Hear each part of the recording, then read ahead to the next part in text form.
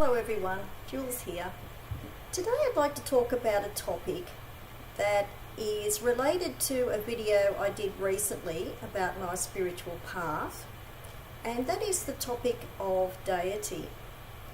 And I want to talk about what deity means for me, and I'm also going to talk about a few books that might be helpful to people who are interested in deity and want to know more, and also possibly have a deity and want to look for another one to replace the one that they've had, or in addition to the ones that they have. So deity for me, with my spiritual path, is something that I did not really have early on in my path. It has become a bit more important as time has gone on, and I've also found that the pantheons that I am interested in has changed a bit as well, and I think there are some reasons for that. So the first thing I want to mention about deity for me is I'm a pantheist and I am a polytheist, which means there is more than one deity for me, but how I see deity is a kind of archetypal energy. But how it works for me, I have one major deity, and then I have about 5 or 6 other deities that I see as aspects of the major deity. So that's how I see deity. And I know that other people pronounce that deity as well, but I pronounce it deity from the Latin word. So I wanted to talk about this because I think it is important, because some people wonder about that a bit in regard to themselves, and they might be wondering what that is for me as well. I'm a pantheist, but I am not a Wiccan, so I don't have any rules for myself about how I see deity. So what happens with deity, or what happened for me, is it became something that I was guided by my intuition. Sometimes there would be some signs or feelings about things as well, and I think that's really useful. Some people could look at their ancestry and find a deity in that way, and that also helps. I think people don't need to be concerned if they feel that they have not found a deity, because I think it is something that you either have that in your spirituality or you don't. You don't have to. I feel that spirituality for me is deeper for me if there is deity involved. But I was on the spiritual path, for a number of years before I even thought like that. I was so interested in studying all the different aspects of spirituality that it wasn't an issue, and in some ways that was better, because I just allowed things to naturally and organically unfold. I think in other spiritualities like Wicca, there might be more pressure about deity, but for me, because I'm a pantheist, I did not have those expectations for myself. And the other reason why I'm talking about deity today is because I've had a recent development with my deity situation, and it kind of happened a bit unexpectedly for me, but I'm really glad because I have found this major deity that is helping to fill in a kind of a missing piece in my spiritual concepts, and it helps for me to bring everything together, which I didn't expect to happen. So I'm really pleased about that. I'm going to talk about a few books now, and I'm going to combine that with how I came to my ideas about deity and how I found some deities as well. The first book is about the Greek and Roman pantheon. It's called Classical Mythology by William Hansen. And I'm recommending this book for people who are interested in the Greek and Roman pantheon. And my first two deities that I can think of came from the Roman pantheon, and I still have those as aspects of the major deity. And I think I got interested in the Roman pantheon mainly because of my interest in astrology, because Western astrology is based on Roman mythology, and Roman mythology is connected to Greek mythology because some of the deities were adopted from the Greek mythology and the names were changed into Roman names. So I think that's how my interest in Roman mythology mainly started. So this is a really good book. It's still quite easily available. It's a great book because it covers all of the different Greek and Roman deities, but it presents it in a really interesting way so that you don't get too weighed down by the mythology and the stories. It just has a really interesting approach, and it's a little bit like a dictionary too, because it's quite easy to find the deities in here as well. So I think this is a great book for getting into the Greek and Roman pantheon. And yeah, it has an index up the back too. It's really, really good. It's a great book. So Classical Mythology by William Hansen. The next book is about the Celtic pantheon. And the Celtic pantheon was there pretty early on my spiritual path, alongside the Roman pantheon, because the Roman pantheon was part of my astrology interest, and the Celtic was there in the background, but it took me longer to get into the Celtic pantheon. I think it was because of some of the names of the gods and goddesses, and it just took me a bit longer. But anyway, this is a great book. I found this a great book for getting into the Celtic pantheon, which is now quite important to me and has been important along the way. This is Celtic Magic by D.J.Conway, published by Llewellyn. I'm not sure if this is still in print, but you can get this on Amazon, I would think.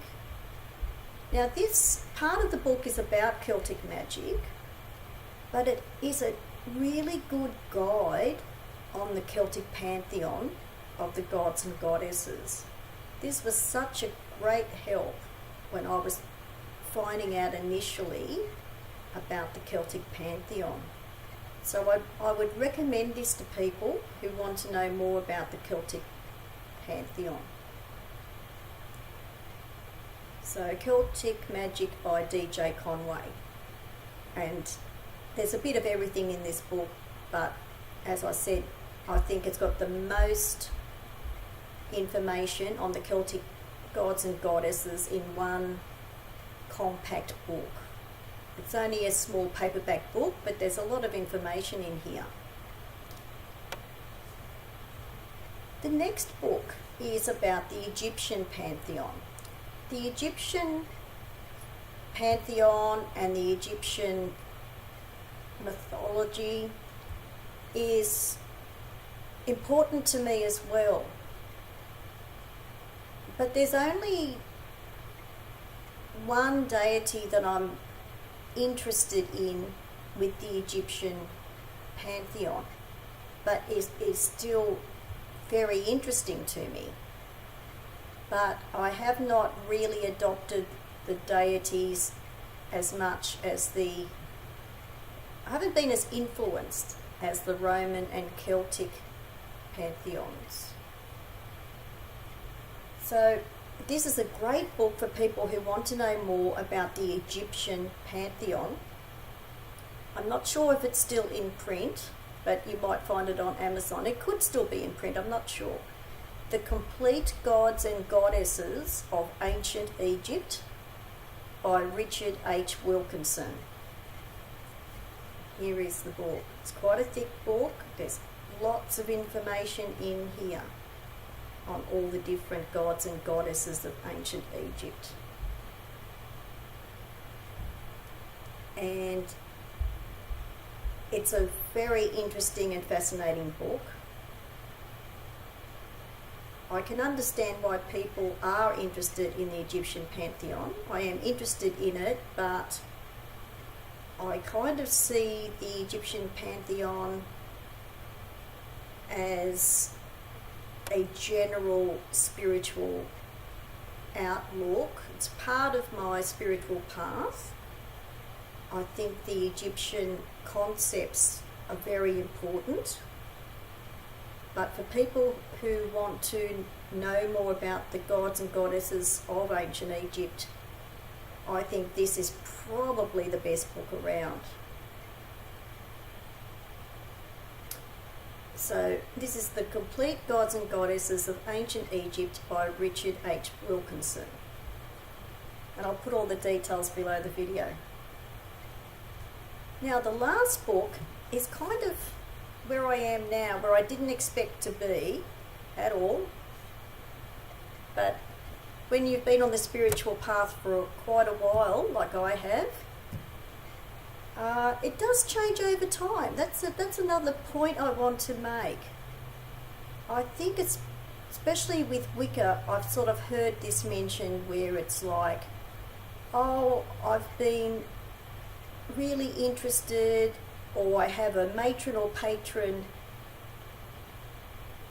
god or goddess, and I feel attracted to another one, or I'm interested in another one, and that seems to be something that weighs a bit more heavily on people who are Wiccans. I'm the kind of person who tends not to discard something as I go along. I tend to integrate everything. I know that there are people who sort of say, oh, well, you know, take what relates and discard the rest. I haven't really been that kind of person on my path. I find that I have hardly ever walked away from something that I have found meaning in. It usually stays with me in some way. It may become a bit less important, but it still stays relevant to me. So that doesn't happen with me. And I think with Wicca, I know I keep talking about Wicca here, but I just want to do a comparison with some of the approaches to deity where it can be a little more, a bit stricter or a bit more regulated. that's why I would regard myself as a soft polytheist, which is to do with seeing the gods and goddesses as aspects and archetypes rather than strict differences and categories. I see that as well, but I would probably be called, I'm probably a semi-polytheist. I'm probably a blend of the hard and soft. Now, to get back to where I am now, as I was saying a bit earlier, I still have the Roman deities and the Celtic deity, and I have these all as aspects of my overriding, it's a major deity that I have, that's all I can say, a major deity. And the major deity that I have found recently is, surprisingly, like I said, it surprised me, it's actually from the Hindu pantheon. And I would have thought, I was the kind of person that I thought, I don't think I'll ever have a deity from the Hindu pantheon. It was very unlikely for me. But I think what changed in recent years is I became interested in Hindu philosophy. And by that, I don't mean Hinduism or the Hindu religion as such, but Hindu philosophy. And that's a little bit entwined with Hindu mythology. So it kind of branched out from there. So now I find that I have got this major deity now from the Hindu pantheon. And I suppose the other thing to keep in mind too is, I think I kind of touched on this, is that you will change over time. Allow yourself that. Just how your spiritual path will change over time, allow it to change naturally and organically, and don't have some kind of sense of guilt or problem about changing direction on your path, and have that same attitude about the deity or deities that you are interested in or become attached to. You know, just allow things to happen and to change. Sometimes you can even have these deities kind of coinciding. And that's another topic within this topic as well, the so-called blending of pantheons. I don't blend pantheons. I know that they're all separate pantheons. But there is some overlap. There is some overlapping.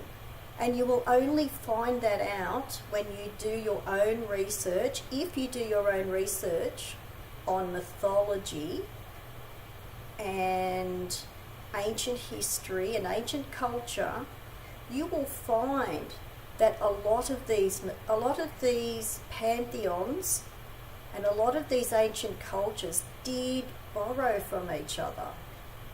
There are very few of them that are in their purest form that we can find on historical records today.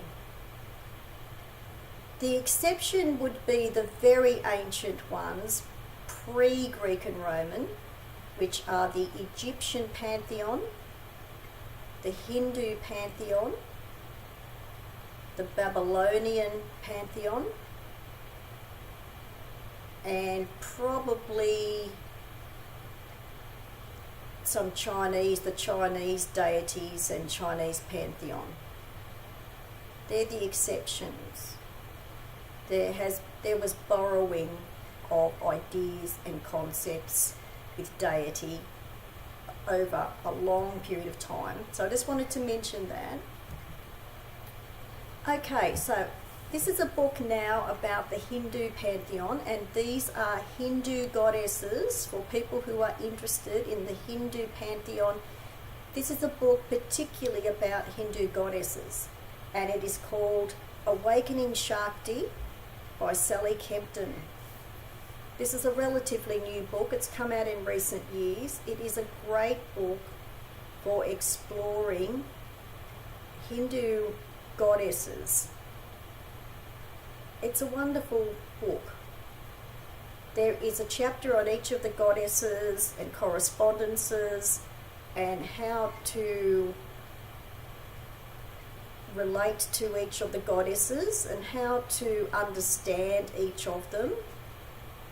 There's a lot of information on each goddess, but it is a very accessible book. It's quite easy to understand. It's been written in a really, I think, quite accessible way, and there is still a lot of information in here. I think it's probably one of the best books around on the Hindu pantheon goddesses. So this is a great book, and it's quite easy to get. It's been published in recent years. So this is Awakening Shakti by Sally Kempton, and I'll put the details about this book below the video as well. So I hope all this information and discussion about deity has been helpful to people who are interested in having deity included in their spiritual path, and what books they might want to have a look at to look into that further. And the only last point I wanted to make is, I think what happened with me finding this Hindu major deity is particularly about that overlap that goes on, that is actually there with mythology and with the other pantheons. Because I actually found this major deity because of an overlap. And I know this would be unexpected, but there was an unexpected overlap with the Greek and Roman and Celtic versions of basically the same deity. Now, I know that is very surprising, and it was surprising to me, but when I found out that there was this overlap, it just made so much more sense to me to not only include this Hindu deity, but I realised that for me it is actually my major deity, and these other deities are aspects of that major deity. So that's how that's all worked. That's how that has turned out. And so this has been a recent development for me with deity, and I'm really glad that it's happened. And I wanted to talk about my experience of deity, what that means for me, and that's why I mention these books as well, for people who are interested about deity for their spiritual path. So thanks for watching. Bye for now.